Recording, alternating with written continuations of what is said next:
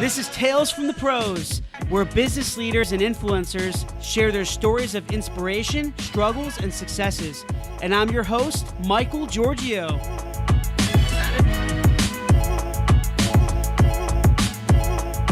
Hey everyone, welcome to Tales from the Pros on this beautiful Friday. And this is Michael Giorgio, your host and co-founder of Imagine Ovation. My guest with me here today, awesome guy. His name is Fabio Marrama. I'm sure many of you have seen him all over LinkedIn and his videos and his amazing content. He's considered one of the top young, up-and-coming business professionals in Southern Ontario, Canada.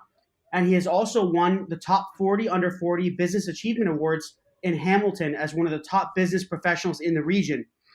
Fabio is also a leading marketing consultant, brand and community builder, and LinkedIn strategist with over 5 million post views and has been mentioned in top publications like Forbes and The Spec. He also continues to help professionals and leaders create more influence on LinkedIn to grow their business and establish their personal brand and generate new leads as well. Fabio Marrama, I really appreciate you being with me here today, man. Thank you very much. Awesome, Michael. It's been awesome to be connected with you and building that relationship, and then just being able to have a good discussion with you today. It's exciting. I'm excited. Let's do this. Yeah, it's awesome. You know, what's really cool is, you know, when you back and forth messages on LinkedIn or all these social media, and then you finally talk, sometimes I've tried to reach people even through months, and you finally chat and you're like, this is pretty cool. We actually are, we're actually connecting here in real time. You know, it's just a very different, it's kind of like a very different emotion. Yeah, absolutely. You know? But so kind of, Fabio, just to kick things off a little bit, you know, what really caught my attention, other than your awesome, authentic videos that we'll talk about in a little bit, but what caught my attention was before, interviewing you on Tales from the Pros, I saw you interviewed Jay Shetty, who is absolutely amazing. Talk to me a little bit about that experience. How did you really get his attention? What was that like? Yeah, it's funny. I actually get a lot of people that ask me that because, Jay's obviously is an amazing content creator in the world. Like, he's just not one platform. He's very well known. He's amazing videos. I've been following Jay for quite some time, and yeah, it's funny. And I like to tell people is that LinkedIn is like the backdoor entrance to meeting some amazing people that you otherwise might not get a chance to meet. And there's a lot of content creators, and there's influencers, there's people all over the world, business leaders who. They're the Instagram thing. They're big on that. Jay's, he's probably pushing 500,000 people on Instagram. He's got like 5 million on Facebook. And so I'm like, to be able to reach him there is probably really challenging. So I just used LinkedIn and sent him a message. And for me, it wasn't about taking. So for me, it was, hey, I was doing a LinkedIn a series called Incredible, and sort of a play off of the Incredibles, the superheroes that are changing the platform of LinkedIn. And so I reached out to him, just said, hey, I want to do an interview with you. You're doing some amazing stuff on LinkedIn. And, Jay only had at the time like 30,000 people on connections on LinkedIn. So, or 30,000 followers. So, it was probably a lot less noisy, and I really used it as an opportunity to interview him. And as we did the article, I asked him if we could do a video. He was down for that. And I think one of the other big things was I used visuals. So I sent him the fully done up header image of the article, and instead of just sending him a big block of text. And I think that one of the biggest things was you got to be visual. You have to be different and eye catching. But at the same time, it can't just be about you. You have to give, or you have to provide value. And I wanted to do a great article on him. And I think previous to that, I had done a few articles and shared them on some posts, and I had tagged him a few times, and he had engaged. So I think there was a little bit of that awareness and that discovery piece that he was more willing to, when I did message him, be open to doing a video. So that was awesome. It was really exciting. So you were very creative in your messaging, and also it was probably a lot about timing, right? You kind of got him at a really good time where it wasn't so, well, I would say I think it's social media is saturated in general. I mean, everyone's on it, and LinkedIn's getting even more and more, but it seems like you got him before he was more involved in LinkedIn, right? Because now I'm seeing a lot of his posts all over LinkedIn. Mm-hmm. Is that kind of how how it happened? Yeah, it's funny because he's Jay is obviously a super busy guy, right? And I think he's in the last 6 months. I've really noticed his following is really growing as he really ramps up his video, and I mean he's been doing that since he left um, Huffington Post. So he used to do morning, I think, a show for Huffington Post. And when he left there, he decided he wanted to do his own thing. So he's been really ramping it up. So obviously he's busy.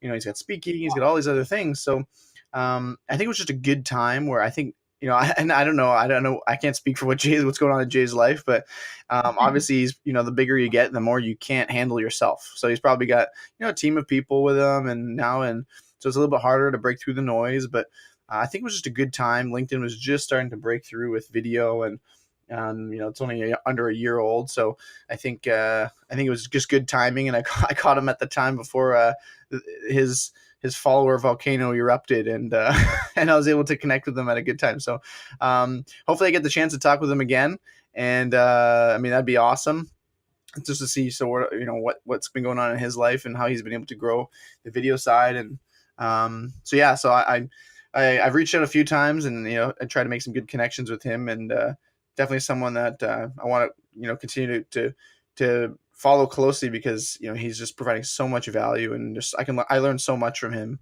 and try and apply as much as I can from what he's doing all over many platforms just to LinkedIn. His content's awesome. It's just so inspirational, Mm-hmm. and I'm sure when you interview these people, you're learning so much and you're improving your content. That's how I do it. I try to interview people like you and just leaders, and I'm continuously learning and just gaining insight and knowledge and inspiration and encouragement. And I think it's just vital to pour out all this content and not really expect anything in return. You know what I mean? I Yeah. think, and we'll jump into this a little bit, but I think with just messaging in general, whether it's copy or it's video, I think it really comes down to the purpose behind it, and the motive. And I've listened to a few of your other past podcasts you've been on, and you talk a lot about motives. And man, I'll tell you, if you listen to some of my episodes, I love talking about motives and purpose and your why behind what you're doing, because that drives you. You can't really you always have to have the right motive behind what you're doing and have the right intent. Yep. And sometimes not expect anything in return, because you know what, with that,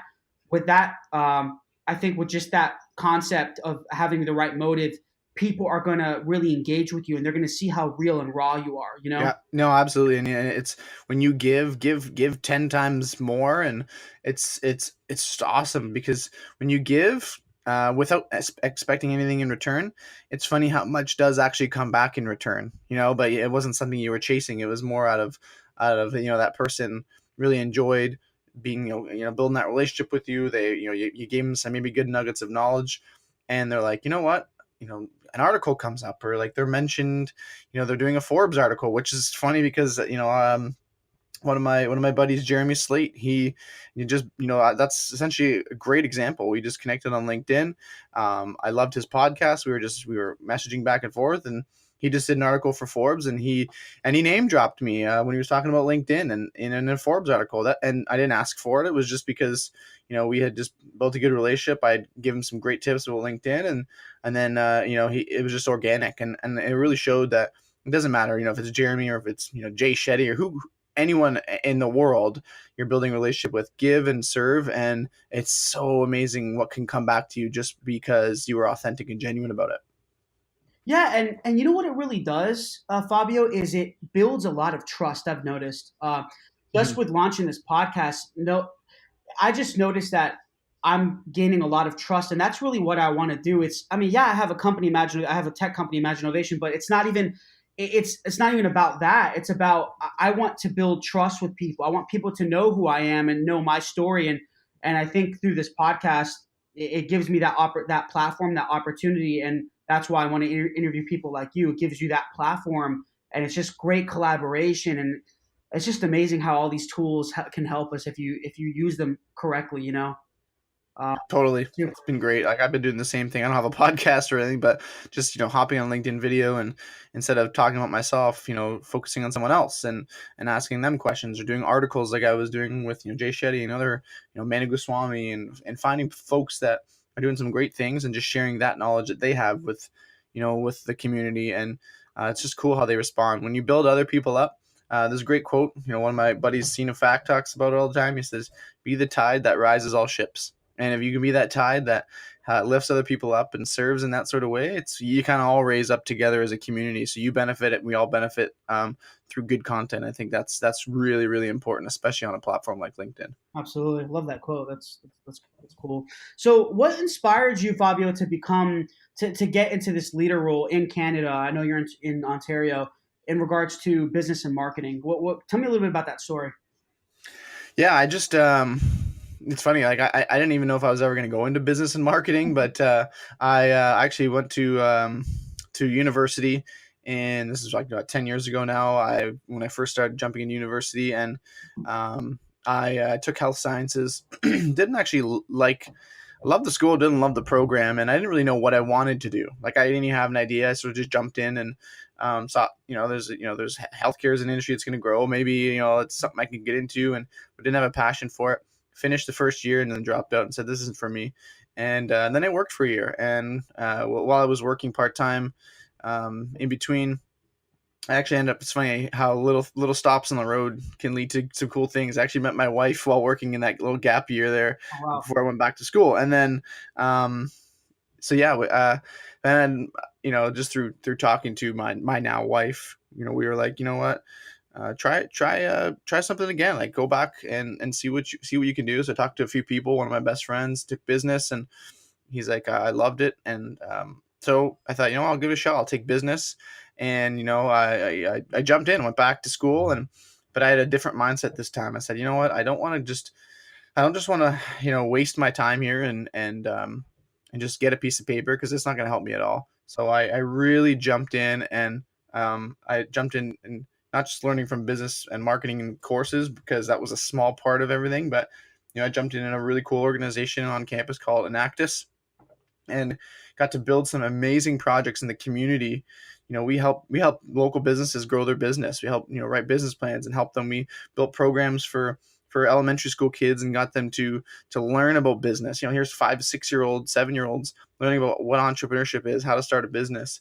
And then we also talk high school kids financial literacy, and then we got to take all these projects and then present them on a national stage. And you're presenting in front of industry leaders from some top organizations across North America, and you're presenting these projects, and they're just wowed by them, and it really just showed that kind of stuff really gave me a passion for, I guess, the entrepreneurial mindset, regardless of if you're an entrepreneur or if you're in your career, because you can apply it either way. Absolutely. And then I just that's when I had that passion of, I just loved creating, and I just love that, I don't just want things to be handed to me. I don't want to expect to have a diploma or a degree and just expect a job to fall into my lap. I really want to get after it. And that mindset really shifted for me, and that's where I think the business and the marketing side really grew and helped me to really focus on what I loved, and then go from there. It seems like you're a man with no excuses.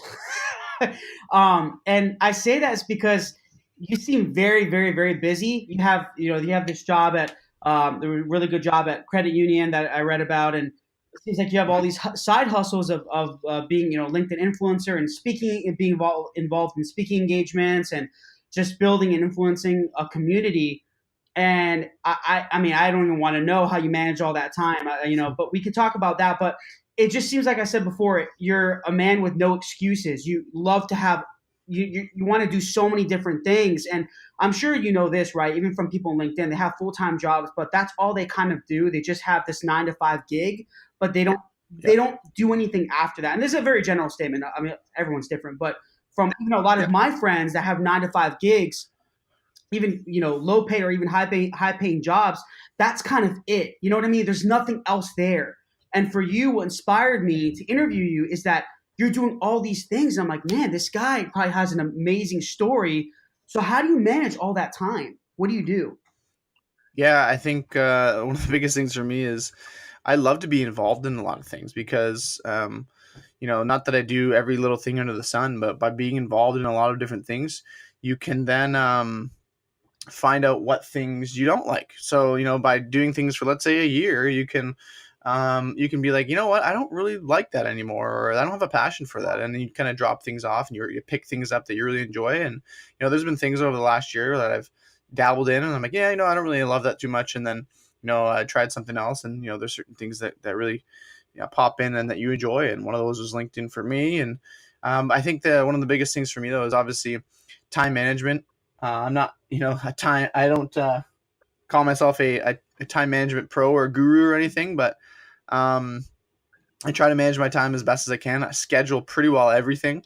And, I don't waste my time. Like I don't, there's people that, that go to work and, they get their lunch break and, and it's great to have that rest period. But they'll play, Tetris for an hour. And I'm like, you know what? That's not my thing. Like I'd rather take that rest, that break time and, and build new connections with people and use it as a way to help me to help provide value in my career, help further things that I have going on, and or provide content and build community. Like those are all things that I think are providing value. And so I try to make sure that all my time that I'm using is valuable, and including even in the mornings. Like I'm up early all the time and make sure that I get as much as I can done even in the mornings before everybody else is up. And so I think that's one big one. But you got to do things that you enjoy. You got to do things that you love, because when you do them and you love it, it doesn't feel like it's like you're dragging your feet. You just love doing it. And so I think that's where when I start picking things up that I really enjoy, and don't get me wrong, I'm not doing speaking every single week. And so it's, there's things here or there that I pick up and I make sure that they're scheduled in and try and make time for them. But that if I enjoy it, like I want to try and fit time in as best as I can. So yeah, it's a lot of work. I'm a dad. I got 2 kids too. So but I think it's knowing what your priorities are, knowing what your values are, and then really scheduling the things that you really want to be involved in that are going to add value to other people, and then provide value in your career or your business or what have you. Time is really the only one of the only things you can't take back. And Yeah. as I get older, I'm learning that more. When we're all young and you're in your 20s, you're just like, oh, you have all the time in the world, and then you're like, wait a minute, no, you don't. You really Yeah. don't. You're like, man, a decade's gone by. It's like, where the heck did it go, man? It's crazy. But you got to really utilize your time, and that's what I love about what you're doing. And so, in regards to LinkedIn, and we all know that you're heavily involved in LinkedIn, and that you're reaching millions of people. I mean, all your posts are just so much engagement, interaction, and comments and likes, and not that I want to get stuck on the metrics, but just in terms of how you're reaching these people. How did your LinkedIn journey start? Was it years ago? Did you kind of get in early with engaging with all these people, or was it more recent? Yeah, I could absolutely share that story. I think I don't even know if I've actually really shared the full journey start to finish in a quick way. I'll try and do it as best I can. But um, yeah, I've been on LinkedIn since 2012, but I never really used it beyond just an online resume. Like I had a presence, I set up a profile. I did the whole recommendations and put your skills in and got all my work experience and education in there. All that stuff it was a completely done profile. I've had it done for years.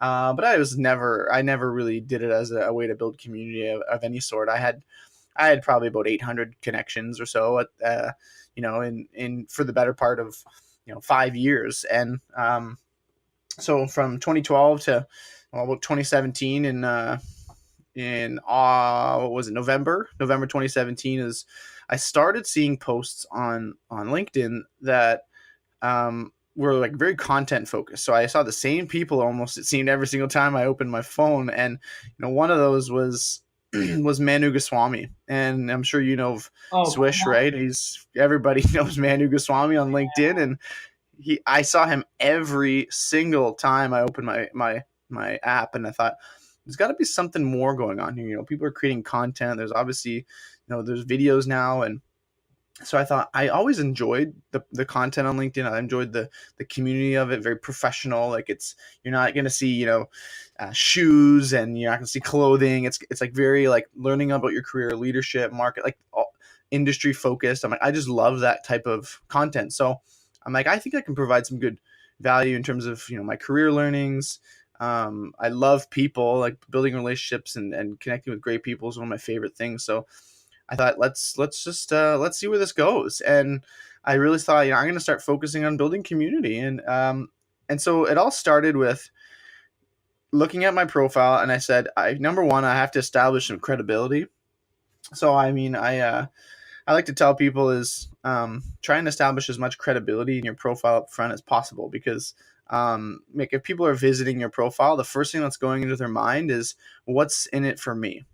So they're like, what's the benefit of visiting this person's profile? If I connect with them, am I going to get any benefit from it? Yeah. And that's why people visit, because they want to help progress their career. They want to meet great people to help them get ahead. And so that's the reality of it, if you look at the psychology behind it. And so I thought I got to set up a really sharp profile, and so I did. I had, I won a couple awards. I tried to put in there a bunch of credibility building up front, so that people would want to start connecting with me, and I could meet some great people. Because I really hadn't established any of that trust with anyone yet. So it was a good small way to start building conversations with people.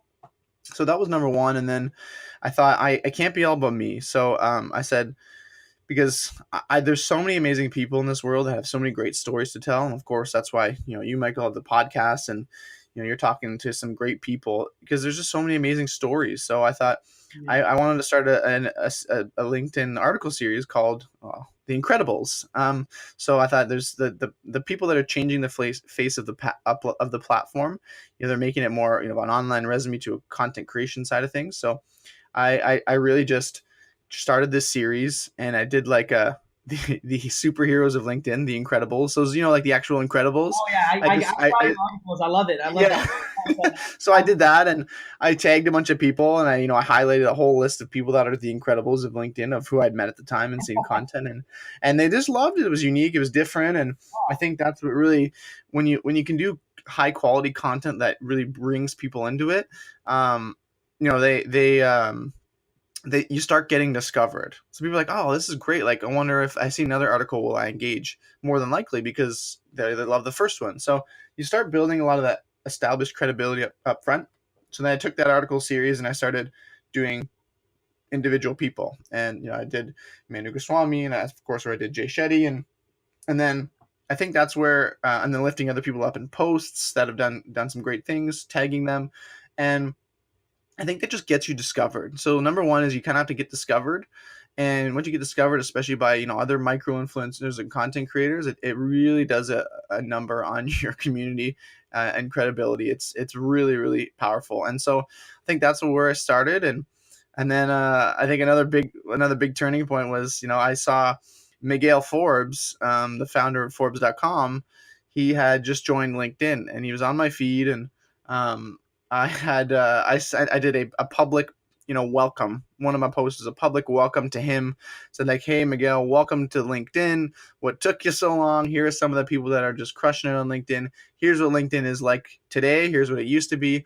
And then I said, we're here for you if you want to help grow community and really show you the power of LinkedIn. And that post got 1.1 million views, and just some amazing people, that were responding back to that post. And it was cool. I got to discover so many amazing content creators and other influencers from that post. And and then, then I met, of course, at that point I had met Quentin alums, and I love Quentin and been connected with him for 6 months since I really started creating content. And he said, do video, man. Like, I only done a couple of videos to then. I'd done a lot of more written stuff, and he said, do videos. You have an act for, talking to people, and you're good in front of the camera. And I always had been comfortable doing it. So he's like, just jump into more video. This is where LinkedIn's going. Yeah.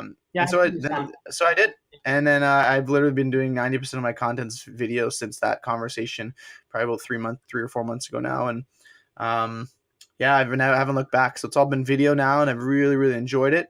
And it's been cool to really grow. I never thought I would have 800 connections, and in 6 months, have 14,000 just from purely building community and just chatting with people and building relationships through content. So it's been really cool. And I just am excited to see where the platform continues to go in the next few months to next few years, and especially where Microsoft's putting a lot of investment in it. They're no slouch of an organization, so they're really going to change. I truly believe change the platform, and it's going to be really one to watch. LinkedIn Live. Surprised that's not there yet. It's not there. Not yet, but hopefully soon. I know we're all looking for it. LinkedIn Live. I know you're laughing because you're like, yeah, you're right. I wish there was LinkedIn Live. Yeah. I was like, where's the live button here? And my business partner, he's like, Mike, there's no LinkedIn Live. I'm like, this sucks. And it's so good. LinkedIn Live, it just has such a good ring to it. It does have a ring. You're like, Microsoft invested how much money? I mean, well, they bought LinkedIn, but it's crazy. I guess they're 26 billion. They got 26 billion, which is funny because when you look at the investment that LinkedIn that Microsoft made to LinkedIn at 26 billion, and you look at the investment that that Facebook made into Instagram, it's actually they only bought it for $1 billion, so it's 26 times more of an investment that Microsoft bought LinkedIn for, which is crazy. And I really hope they do not have those limitations like Instagram, the stupid 1 minute things. I can't take it because I like to talk, man. I love to talk, and I never shut the heck up. So I can't do a minute. It's very challenging for a talkative Greek guy. Talkative Greek guy. Hey, you're talking to Italian, so I'm in the same boat. There you go. It's cool, man. I love it. So at the end of the day, Fabio, most of us want to help and inspire others, and can you provide any more, getting into more detail here, so more strategies, can you provide any thoughts or processes or tips on what worked for you in terms of reaching so many people, connecting with them and building an online community? You did touch on a few points, but did you have like a certain process? Is there certain times that work for you in terms of posting or the timing of the video or tagging, things like that? Yeah. So that's great. That's all great insight. So yeah, for sure. I think there's certain pieces of content that work better than others, especially now. I would have had probably a different thing to tell you 3 or 4 months ago, but right now it's all video. I think LinkedIn really wants to push video, so just video alone will already get you a little bit more exposure. But I think there's a lot of good strategies. People that decide not to put any hashtags in your post are losing out. I mean, you have to, because LinkedIn's now taking content that's getting engagement on a specific hashtag, if it's on branding or marketing or entrepreneurship, and they'll actually attach it to your post. And then people search entrepreneurship because you can actually save certain hashtags now and have them in your feed. If there's a specific person that only wants to see content on marketing and you post about marketing, that's going to show up in someone's feed who wants to see that. So I think that's where you have to put those hashtags in because it exposes you to more communities. And that's a good one. Use hashtags. Don't overuse them. I only put like 2 or 3, maybe 4 in there tops. I do like to tag, not like a crazy block tagging. I used to do a little bit of that when I first started because it really, I didn't have that discovery of many people. And so that's what I did. But I didn't just tag people without any call to action. I would actually lift people up and say, here's who you should connect with. But today now I do more of, from a tagging perspective, if I do a post, it might have 2 or 3 people in it that are tagged, that are providing good value that people can connect with. If I'm telling a story about something, and that's great because those people have communities that are maybe similar, that starts pushing it out to more connections. And so I think that's also big is tag people, because also when you tag people, including even in comments back, when you tag people and people respond, I think the algorithm, what it does is shows that like you are actually generating conversation and you're getting replies back, so that you're not just like simply tagging people, because if you tag a lot of people and nobody responds back, it's gonna hurt you. But if you actually tag a bunch of people but you get a lot of response back, it shows that your content is relevant and people want to talk about it and comment back and generate conversation, and that's good. That's what they want. So that's huge. If you can get people to engage in your content, have them respond back, that's big. In terms of video, if you're doing video, I like to tell people is, your videos should be under 2 minutes. I've had probably a couple that are under over 2 minutes, a few of them, but most of mine are usually between a minute and a minute and a half. Reason being is because people these days, their attention spans are so thin that like they can't sit there for a 5 minute video. So Yeah. 2 minutes or less gives them good value, especially if you can give them good value. Give them the meat and potatoes of your message, and then also include in your post. Don't just do a video, but also include the text, because some people just like to get the context of your video, what's being said through reading. So because everybody consumes content differently, so I think that's where you have to do both. You have to double down and do a text post with a video Talking explaining about it. is that what you're talking about? Speech Yeah, to text? well, like Like what? you're doing no, like, that's another one, I guess, captions. So you're doing Yeah, captions yeah. in your video, but actually talking about what your video is in your post. So in the text part of your post, so that if people Yeah. don't even want to watch any of your video or your captions, they can just they can do a quick scroll of what's he talking about in this video, and you get your post outlines it all. You get your start, middle, you get your end, you get your call to action, and then it's like um yeah, and then that's how they might want to consume content. So I think that's where if you hit everybody with all those angles, that's huge. And then you touch on it, captions. Captions is big. People read their phone. People watch videos now on their phones. Most of the time in silent. It's funny how often people do, because maybe you're in a public setting, or you're on a break at work, or people don't want to click the volume and have to listen to it. They're like, I'd rather get the content and watch what's going on, but still be able to grasp it. And that's where captions are huge, because I have noticed it myself since I've really started adding captions in pretty well every video. It has increased engagement, because even by a couple thousand views, because people just you like to consume just the captions and watch the video in silent, because all they have to do is watch the video for 3 seconds, and 3 seconds counts as a view. So if you don't have captions in the first 3 seconds, your mouth's moving and they don't know what's going on, they're passing by, and they're not getting your content. So if you have captions, they're gonna stay a little bit longer, and at least if you can catch them in the first 20 seconds with captions, they might actually read your captions and be like, this is really valuable, I'm gonna keep watching. So that's big. I think people negate putting in captions because it takes time to do it, and it's true. But there's lots of easy ways. There's apps you can use, like Clip-O-Matic on iOS. There's if you want to put a little investment in it, there's a website called rev.com, and rev.com will do your captions for $1 a minute.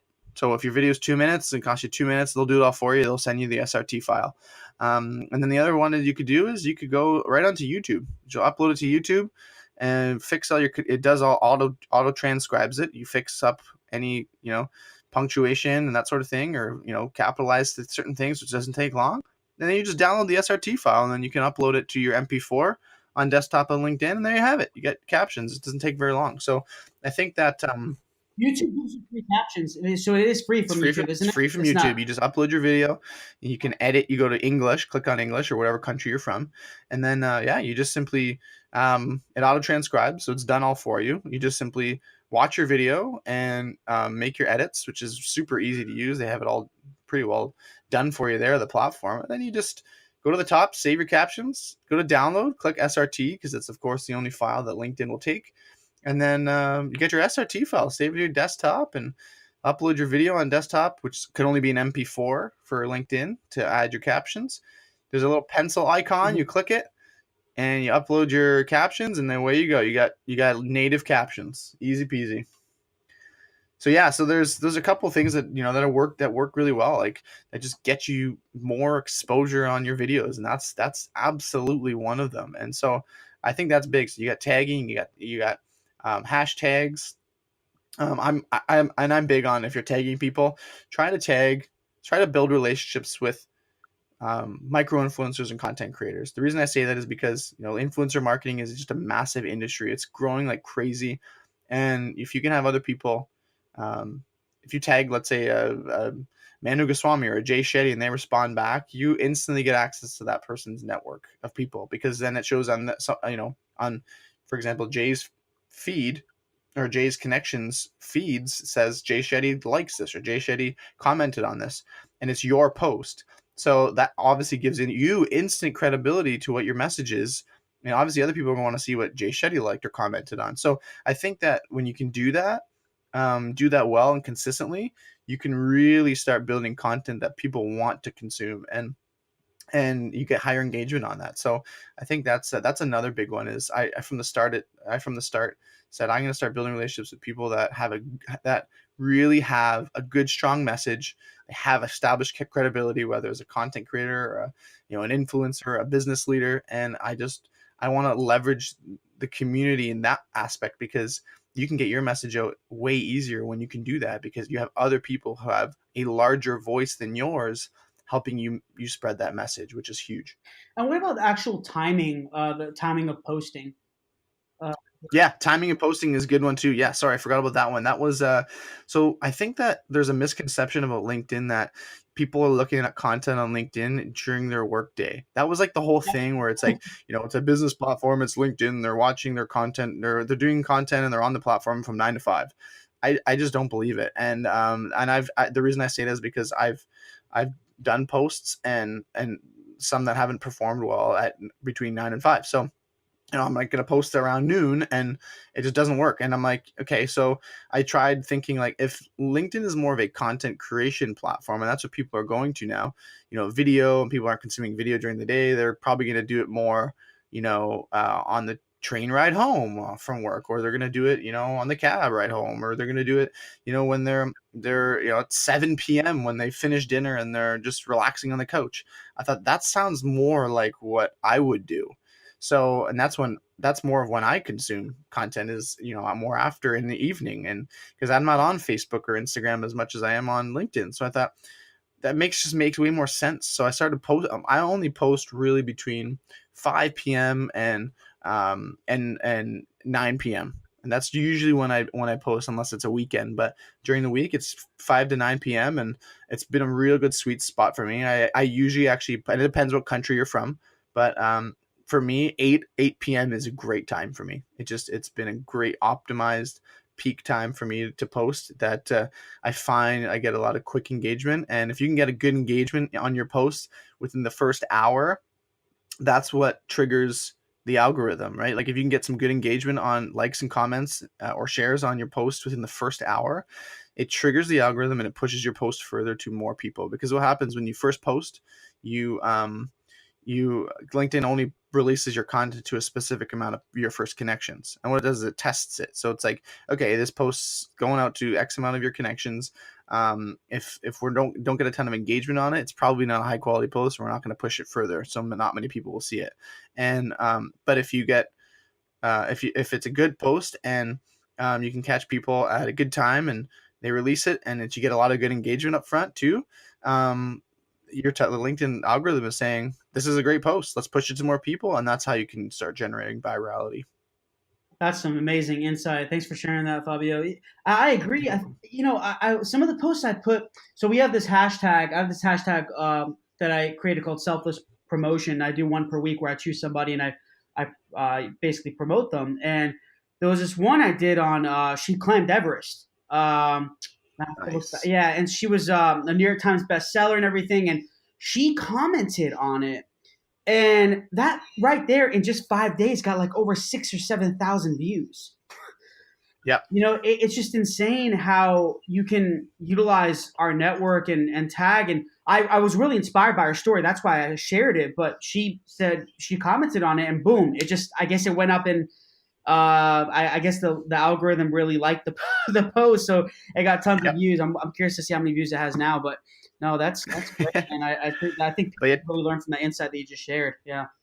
yeah, that's huge. So I mean, if you can, and that's where tagging can work, right? Not blocks of tagging, but Yeah. in amounts where people will actually respond. Like if you, I like to tell people, if you have a post about renewable energy, and this is what your niche is, and that's where your industry is, and you're tagging like me in it, and you're tagging like you know Gary V and all these people that maybe those people probably may not respond, but like I'm looking at smaller content creators that like talk about marketing and business. They're gonna be like, what's this post have to do with me? Like I'm not responding to It's this. called purposeful And tagging. it's, Yeah. yeah, it's gotta be very, yeah, purposeful. it's got to be meaningful. Like you really, it's got to be something they might be interested in, and that can totally help you, especially within that first hour, to give your post a good jump, and get it off to the races to better views. Do you feel that LinkedIn encourages more quantity in terms of content or more quality with purpose? Sometimes I hear both from different people. Yeah, I that's I haven't asked that before. I I'm more of a quality content creator as opposed to a quantity. As But well. quantity does work. So obviously it works really well if your posts are quality and you can post in quantity. Um, like Oleg Vishnopolsky, and almost everyone knows him on LinkedIn. Yes. His content is he posts very consistently, but he posts in more quantity. So yeah, post probably a few times per day, and I know a few people that post a few times per day, but then there's like other people, like for example myself, I'll post 3 or 4 times a week, sometimes 2 times a week, but I try and make sure that I spend extra time on what that video is, or that message is, so that I'm not just throwing out just any piece of content, because then there's people won't resonate with the message. They won't You want people to feel something when they're engaging, when they're looking at your content, because I think we're triggered by emotions, right? Emotions and our decision making are so closely tied, right? That's where, I like to tell, I've told this story before, where it's like, if you go through a bad breakup, I'm just going to use an example. This girl goes through a bad breakup, and there's like this cliche thing where you go through a bad breakup, and you go binge shopping, and you start emotionally eating, and you're triggering an emotional response in your brain that is making a decision because of your emotions. So the same thing happens if you go to like a conference, and you're just so pumped from the conference. You're like, in that moment you decide, I got to make a change in my business, or I'm so pumped, like you made a decision, and sometimes it doesn't turn out that way. Like you keep that decision going, but those emotions affect our decision making even in that moment. So like if you can watch a video that stirs you or moves you, whether it's it's humorous, it's sad, it's angry, it's happy, like those trigger a response within us to either like, comment, or share.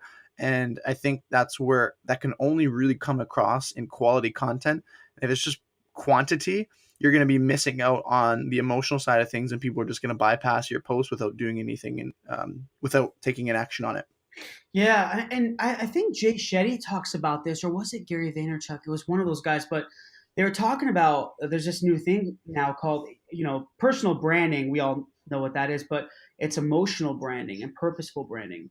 And Hmm. when you feel something, they say when you feel something in your as cliche or Oprah as this sounds, when you feel something in your heart, right, and you want to express it, that's really the best time to post it because people. I'm talking about a video because people when they see your face it touches them. And we talked a little Hmm. about this before we started this interview about just getting in, just emotionally engaging with people through video and through content in general.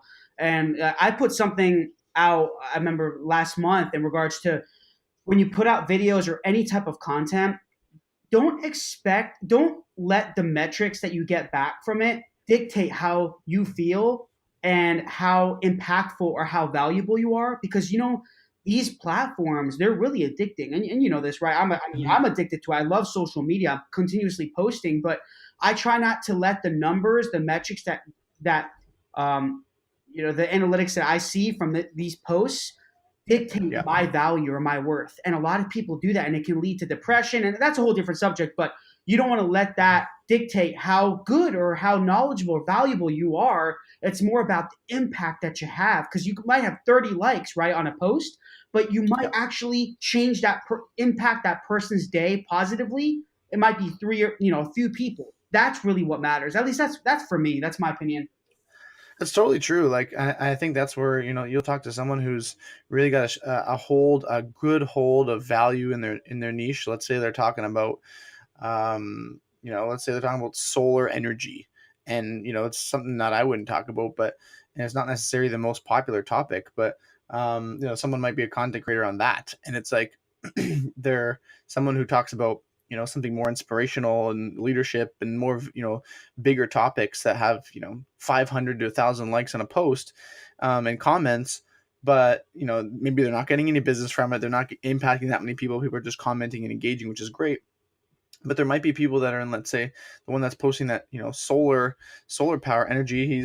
They're going like, I just they're messaging those 30 likes, let's say, are messaging that person being like, this was so valuable, like, and maybe they're buying, like, there's you can't look at the numbers purely as who's providing the most value, because someone who's got 30 likes could have, tons of business and tons of impact, because they're just in a smaller niche, or they're providing value in just a different way on a different topic. I think that's what's huge. Is we can't look at just all the metrics and the vanity metrics as purely someone who's providing value, because there's, you can be in so many different industries, and obviously there's things that work more than others. But I like to tell people is sometimes people are like, oh, I didn't get this much engagement on a post. I'm like, so what? Move on.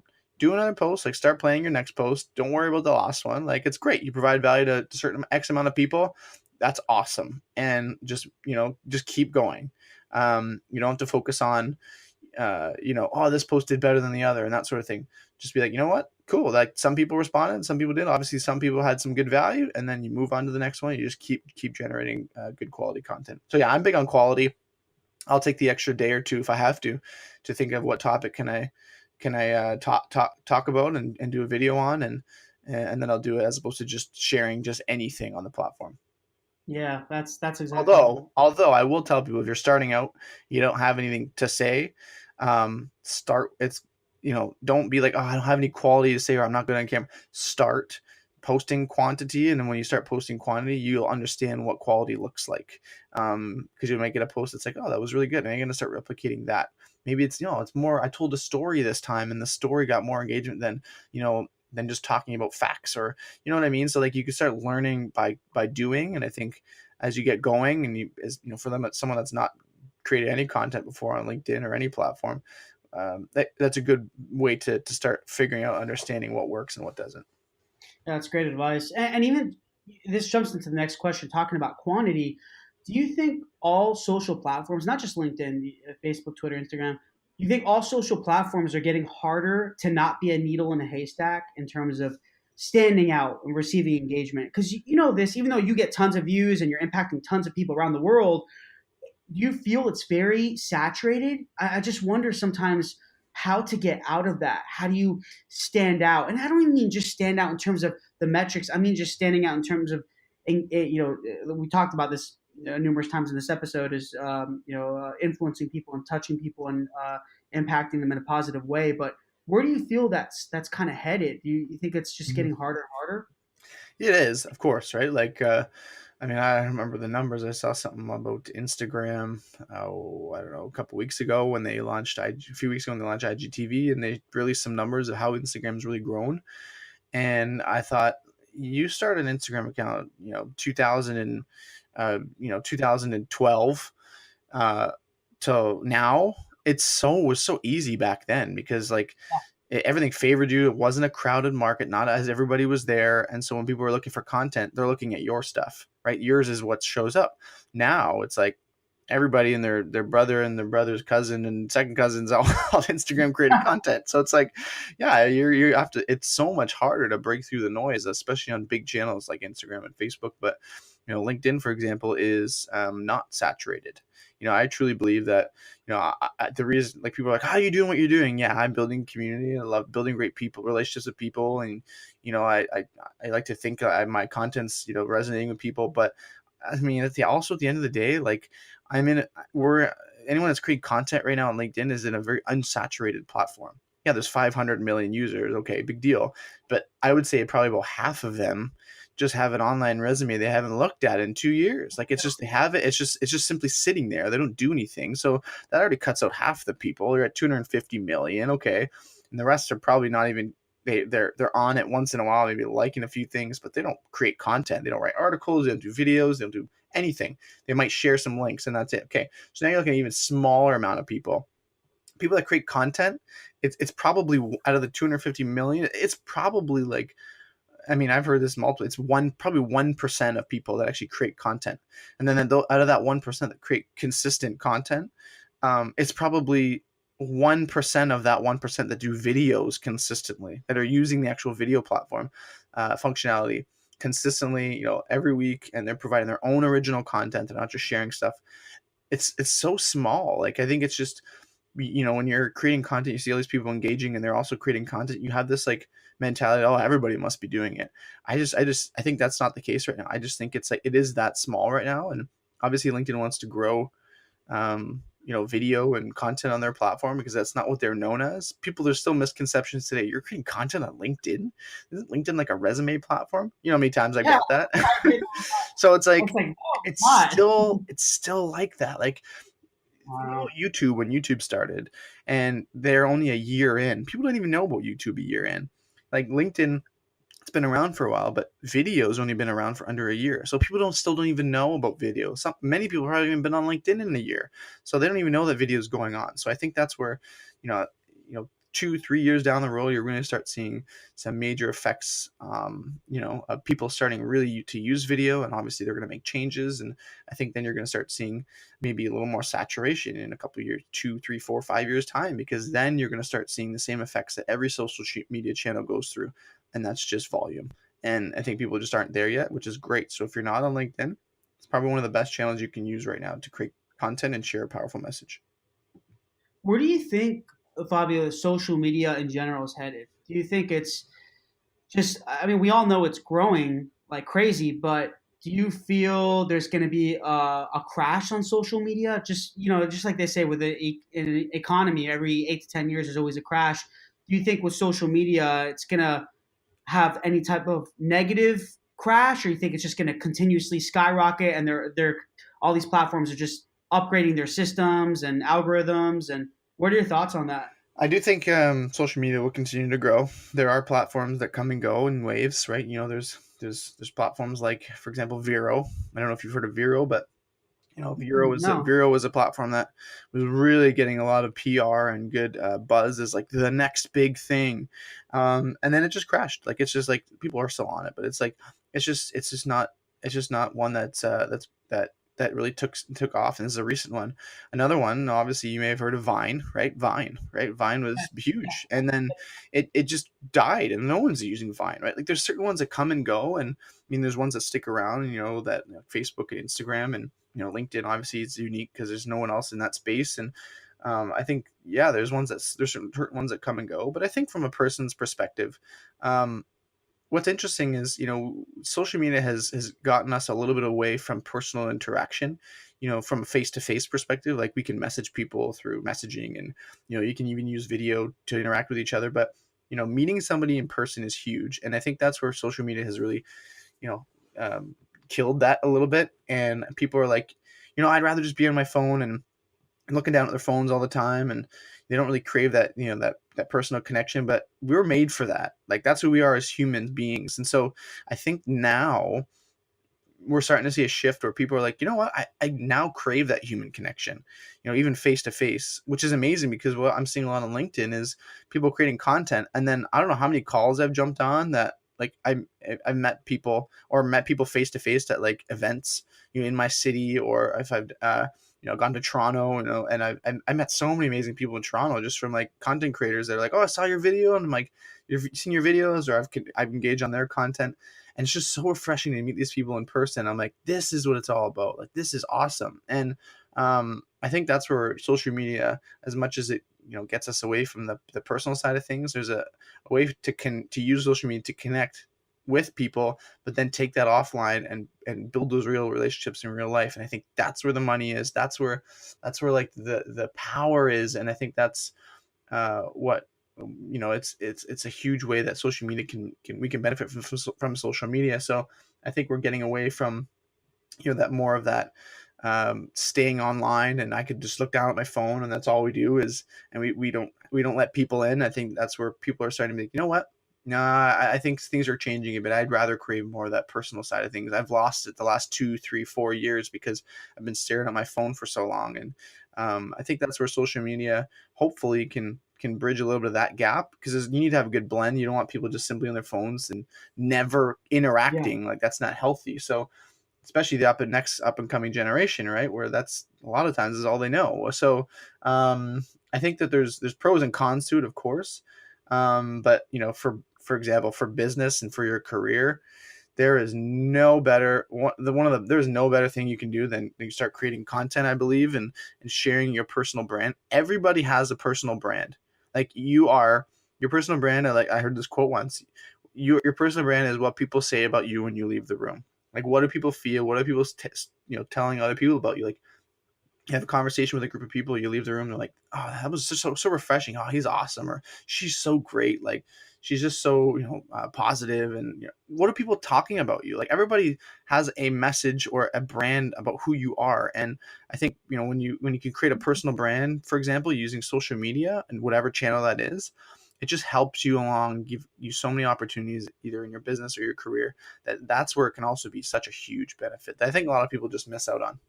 Yeah, it's pretty crazy how the recent years we have lost a lot of connection, personal connection, and I've been thinking a lot about that too. Even just with myself, I'm like, man, I need to be more. I need that more personal experience with people, and I just use social media as more of a tool, Mhm. that opportunity. It's like a channel for me to sit down with somebody else, and actually talk to them. And I think there's a lot of Fabio. I think there's a lot of companies. Probably, I think it was Microsoft, or was it? I think it was Microsoft actually. Don't quote me on that. It's one of these big companies that they're working on creating like augmented social experiences.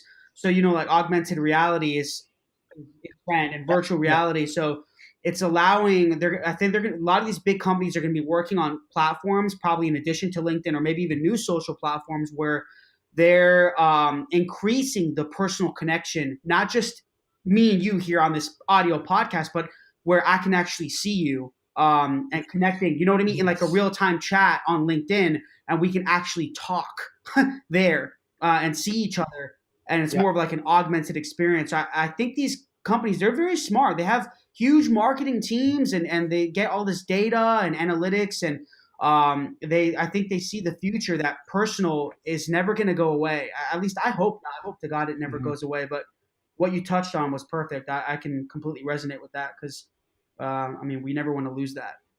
Never want to. Never want to. It's huge. It's who we are as human beings, and if social media can help bring more of that into our lives, then it's such a positive thing. Absolutely. And Fabio, I know you speak a lot. You have speaking engagements. You talk a lot about leadership and building community. Do you have any tips for future and current business leaders on how to essentially be a leader in your experience? Yeah, I mean, I like to tell a lot of times to students. I talk to students and young professionals a lot.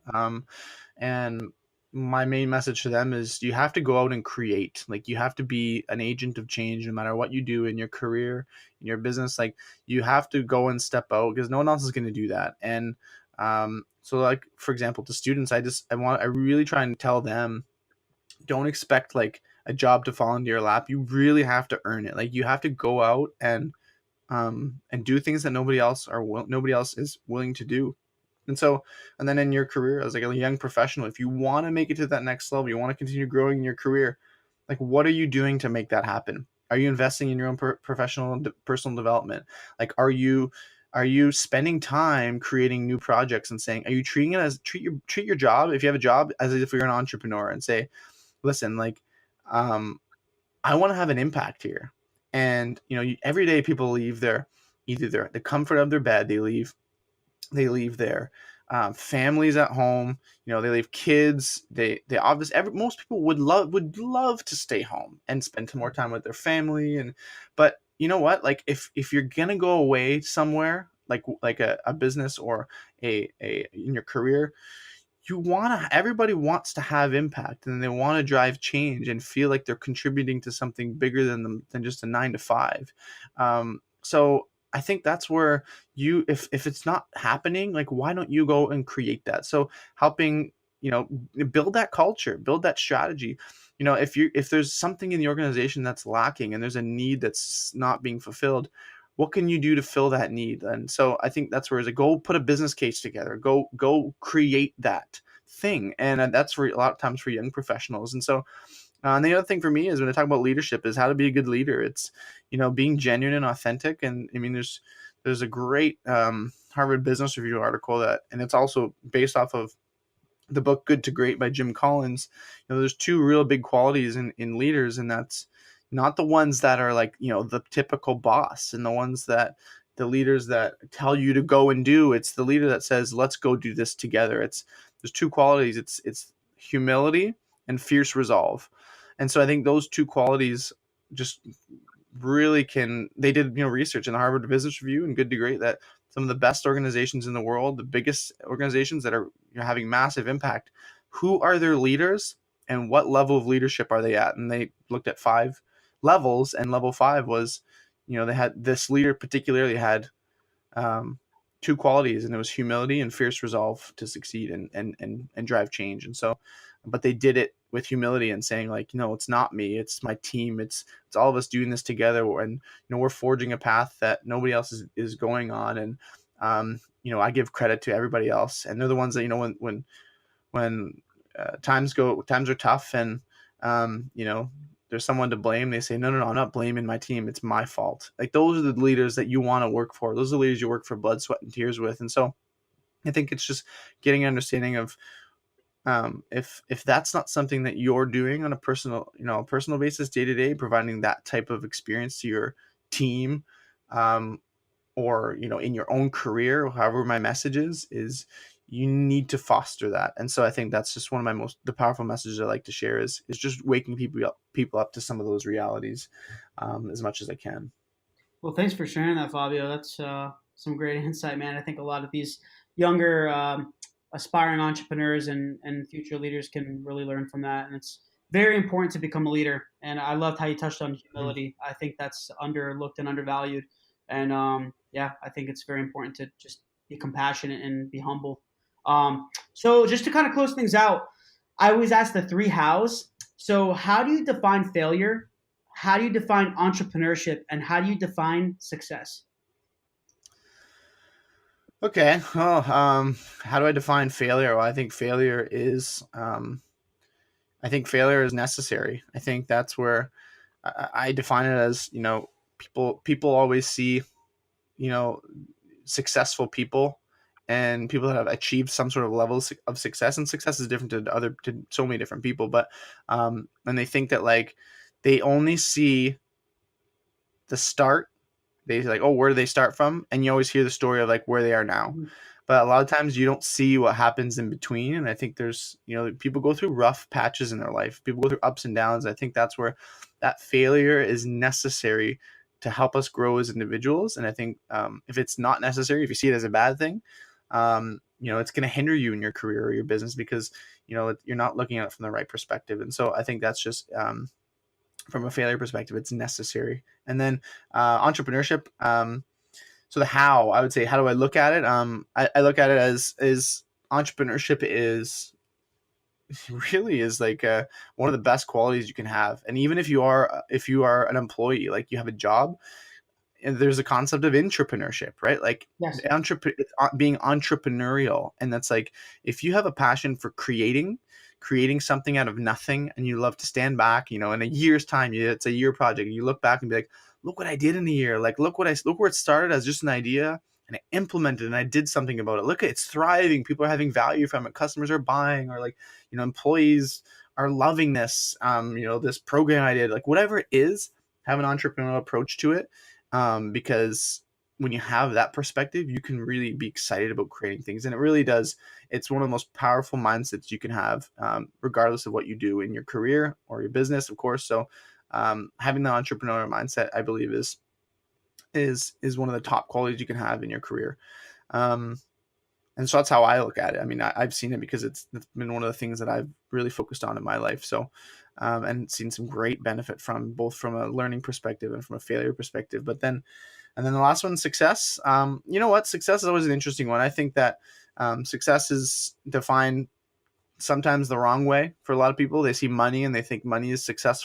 Um, I think that that's the wrong perspective. I think, that's a certain aspect of, financial success from, Mhm. let's say, business or something. But, success to one person could mean, like, I just want to have a family I want to be present with my kids, and in my kids' lives or my family's life. And then I want to leave a legacy that, when I die, they're at my funeral, not talking about money, but they're being like this, Fabio or Michael, the way this person carried themselves throughout their whole life had such an impact on people.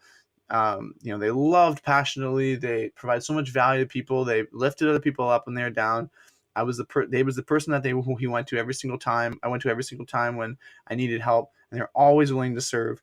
Like that's what you want to be known for. And I think that's where that's a level of success that people you don't see in the media and you don't see in these success stories. And I think it can be so many things to other people. A present dad or a present mom who giving it their all, and they're doing their best they can as a parent. It could be that financial success as a business owner. And then it could be there's just so many different ways to define success that I think it's very personal. So how do I see success? Success is very personal. Figure out what your purpose is and what you're passionate about, and what your ultimate goal is. Like, what do you want to achieve? And if you can achieve that goal, whatever it may be, a better parent, better husband, better father, better mom, better business owner, better entrepreneur, better dog walker, I don't care, whatever it is. And you see success in that, whatever that end goal is, find ways to achieve the result. And when you can, I think that's your level of success. That's fantastic, man. I love the personal touch to success. I don't think I've heard that one before. I always ask those 3 questions because every single person I have on this podcast says either something very, very similar or it's completely different. And I just love hearing it. But that's great. Thank you so much again for sharing that. So, Fabio, where can everyone find you, man? Well, of course, my favorite channel is LinkedIn. So if you want to search me up on LinkedIn and just, send me a personalized invite so I know you listen to the podcast. And because I have 2,300 people sitting in my queue right now, and I have to go through them, but it's tough. I usually respond to people that send personalized invites because there's a specific reason they're reaching out. So that's a big one. And then also on Twitter and on Instagram, both at Fabio Marrama. Perfect. Fabio, thank you so much for being a part of this podcast and sharing your story with us and insight and knowledge. I'm very thankful. And I really appreciate it. Hope to stay in touch, and I'll let you know when this launches, man. We're really excited. This is going to be really good. Thank you. Absolutely, Michael. I appreciate you taking the time and the invite. It was a blast just chatting through some of the things on LinkedIn and leadership, and definitely one of my favorite podcasts I've been on. So I really appreciate that, man. Cool, buddy. Yeah, my pleasure. Pleasure is all mine, man. Thank you very much. And thanks again, everyone, for listening. And this is your host, Michael Giorgio, on Tales from the Pros. And until next time. Hey guys, thanks a lot for watching Tales from the Pros. Please subscribe to our YouTube page and also follow our social media. There are links somewhere around here, but we really appreciate it, guys. Thanks for all the support, and I'm going to be giving you awesome content continuously, and we look forward to seeing you soon.